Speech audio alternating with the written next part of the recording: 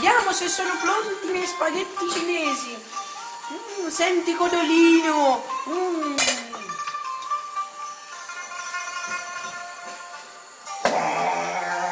Il pranzo è pronto.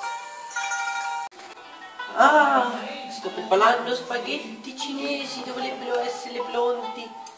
Sentiamo uno spaghetto cinese. Queste bacchette di merda. Non si piglia con bacchette di merda. Essere intelligenti e fare con forchetta. Io pigliare forchetta. La forchetta. Allora so coglione, manco con la forchetta. Sì, essere pronti, pigliare fuoco. Adesso spegnere.